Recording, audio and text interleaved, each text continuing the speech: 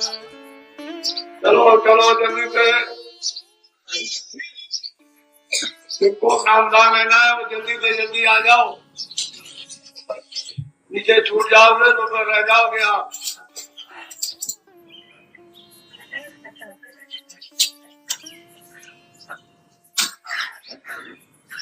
बात है कि वो चीज रात भर लगे, वो चीज आपकी आधे घंटे में हो जाए, लेकिन पद्धति के अनुसार सब कार्य।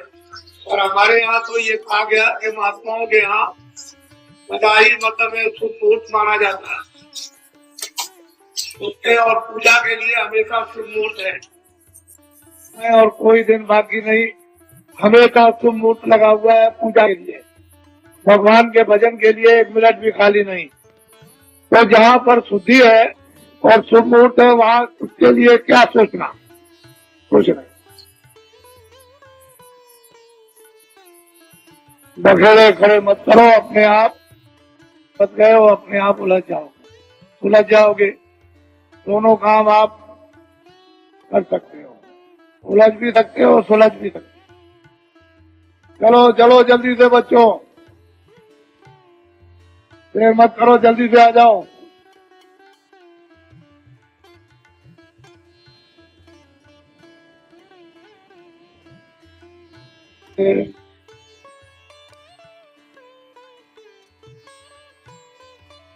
देखो विशेष करके इस बात का ध्यान रखो कि जो आप अपनी अपनी तकलीफें, परेशानी, शारीरिक, परिवार की, समाज की या बाहर की, दफ्तर और कचहरियों की जो वर्णन करते हो वो छूना सब जा रहा है और उसका धीरे धीरे निराकरण हो जाएगा। बीमारी तकलीफों में धीरे धीरे आराम, क्योंकि आपने घर में इसको बुलाकर और बसा लिया है अपनी गलतियों से। बीमारियों के आने वाले दरवाजे आपने खोल दिए और जब बीमारियां प्रवेश हो गई तो आपके खून में ये पहुंच गई। देवियों के लिए ये आदेश है कि देवियां जब मासिक का महीना समय आए तो कोई भी देवी स्नान 5 दिन नहीं करेगी।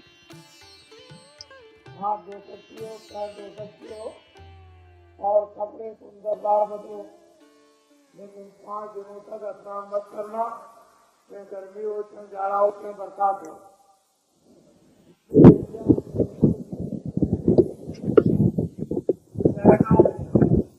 जाएगा और ऐसी भयंकर बीमारियां होंगी तो निकाले नहीं निकलेंगे और डॉक्टर के पास उसके पास दवा होगी तो अपने आप बीमारियों के दरवाजे मत। जो पुराने महात्माओं ने, प्राचीन महात्माओं ने जो एक पद्धति आपके निरोगता की डाल रखी है उसका पालन करो। जो गलती देवियां करेंगी उनको ये परिणाम स्वाभाविक भोगना पड़ेगा। ये घर घर में ये बताया जाता था और देवियां अपनी बच्चियों को ये सब समझा लेती थी। पहले महात्माओं ने बताया, फिर घर घर में जब इसका प्रचार हुआ तो फिर जब समय आता है तो सब शिक्षा घर में मिल जाती है, वो सब छोड़ दी, क्योंकि पढ़ाई लिखाई इतनी ज्यादा उदंड हो गई कि वो किसी चीज पर ध्यान नहीं दिया जाता और सब के सब पढ़े लिखे अनपढ़ शिकार हो गए बीमारी के। हर पुरुष और स्त्री में बीमारी प्रवेश हो गई। अब ये समझ में किसी की आता है कि बीमारी आ कहां से गई, तो कुछ ऐसी आपने यानी बद परहेजियां की हैं जिससे ये परिणाम आपको उठाना पड़ा। ये है छोटी चीजें समझाने के लिए, लेकिन बहुत बड़ी। ये जीवन का रोना है। महात्माओं की बात छोटी सी बड़ी होती है और जीवन का आपका साथी, लेकिन जब आप उसका उल्लंघन करोगे तो जीवन की घातक हो जाएगी। ये सोचने समझने की बात है। और जहाँ से बच्चे का जन्म होता है वहीं से खराबी पैदा हो जाए तो आगे क्या होगा। इसलिए अस्पताल, जब ये शिक्षाएं हम लोग अनुकूल पालन करते थे तो न इतने अस्पताल थे, न इतनी दवाएं थी, न इतने डॉक्टर थे, सब लोग स्वस्थ रहते। तो जल्दी से बच्चों चलो, देर मत करो, देर करने की जरूरत नहीं है। और पुरुष के लिए कुछ परहेज बताए गए थे लेकिन वो उन्होंने खत्म कर दिया। देवियों ने और पुरुषों ने अपने अपने जो परहेज है उनको खत्म कर दिया, बीमारियां आ गई।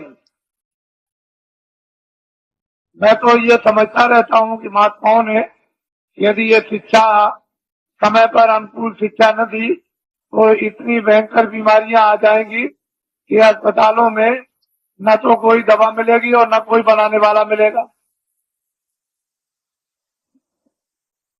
इसकी रोकथाम डॉक्टरों के द्वारा नहीं, महात्माओं के द्वारा होना चाहिए। क्योंकि अगर रोकथाम इसकी हो जाएगी और जानकारी दे दी जाएगी तो लोग समझ जाएंगे, आने वाली पीढ़ी समझ जाएगी। चलो चलो बच्चों, चलो जल्दी से।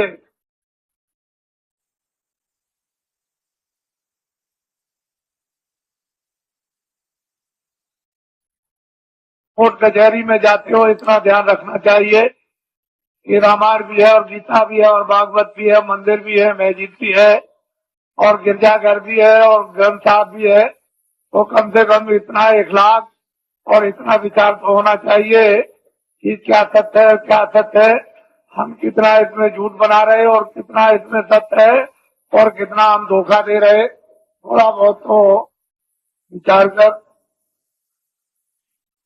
कम करना चाहिए। क्योंकि भाई आपका ही है,